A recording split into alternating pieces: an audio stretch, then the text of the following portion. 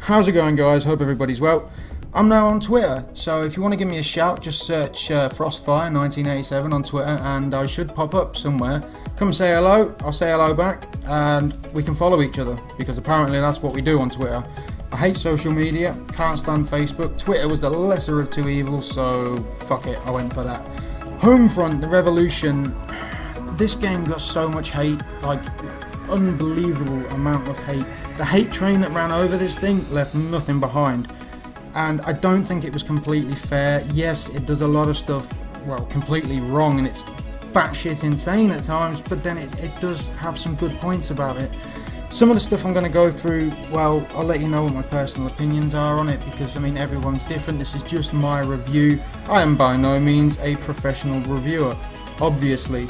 Some stuff it does right, like the ability to climb a lot of stuff, and the weapon customization. There's loads to do on the world map, and the fact that I actually enjoyed playing it at times, and I'm a bit of a collectomania when it comes to these sort of games, which is why I like DayZ. I actually enjoyed, you know, searching through rubble buildings and abandoned blocks of flats. A block of flats is apartment buildings if you're from the US, and at times I had fun with it, I really did. But then again, Homefront the Revolution at times just makes me want to hate it. It's like it's actively trying to make me hate it. So please bear in mind, I know this game was a buggy mess, but I got this around 3 weeks ago, so it's had countless patches since then. I've heard that when it first came out it was nigh on unplayable. There was people falling through the world, and the maps weren't rendering in, and buildings were outright disappearing. But I've had it, and it's had a lot of patches since then. So as I said, some stuff is done right.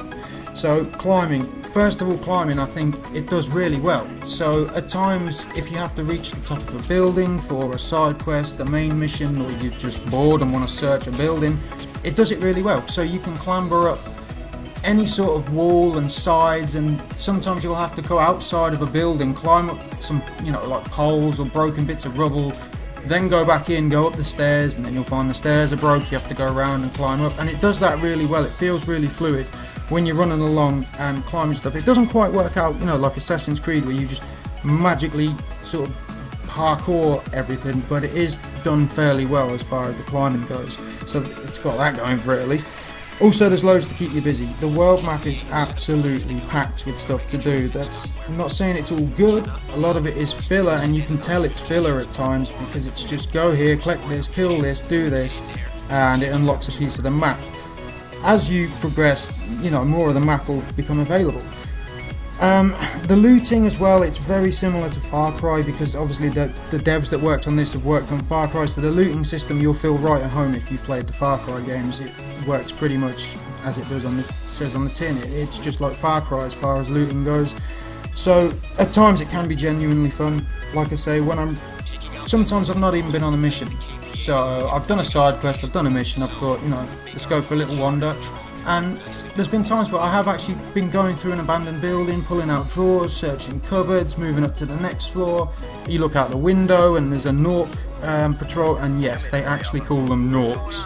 I feel silly even saying Norks, but that's what they call them. I don't know why they didn't just say the Chinese, because you know the developers wanted it to be a Chinese invasion, but they didn't want to, you know, sort of alienate themselves from the Chinese market if they said the Chinese were invading. But it's so clearly meant to be Chinese, but they went with North Korea because, well, let's face it, no one outside or inside of North Korea was ever going to know this game was made.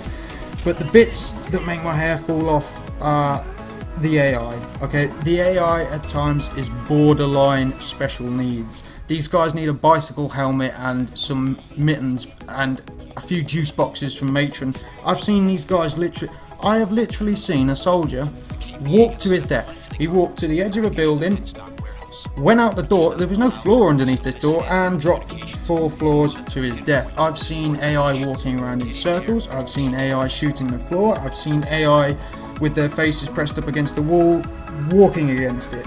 I've also seen an AI walk to the back of a Jeep, a truck type thing. The AI then shot 70 feet in the air and disappeared. This is the sort of shit you will be dealing with in Homefront the Revolution. The world map is filled with boredom-inducing side distractions. Like I say, some stuff is alright, some stuff is just so mundane. Oh my god, I've got even more grey hairs playing this. But there are a few hidden gems in there. There are times when you'll find something that piques your interest. Also, there's no story. I mean, I'll tell you what it is now. You're a big American guy with a big fucking gun. You know a lot of big other American guys with big fucking guns. And you're shooting the bad people. That's it. Sorry for the spoiler. That's it.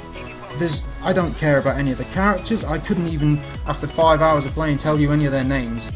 I literally don't know any of their names. I think Walker is the main guy you're supposed to be helping, who gets captured right in the beginning.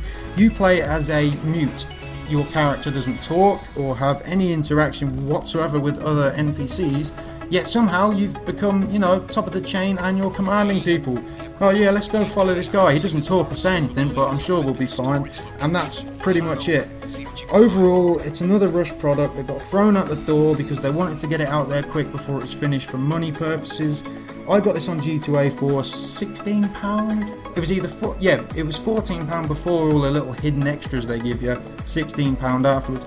I still feel like I've been ripped off. If you see this for a £5, I'd say it's definitely worth a shot. Any more than that, and you've been mugged off like I have.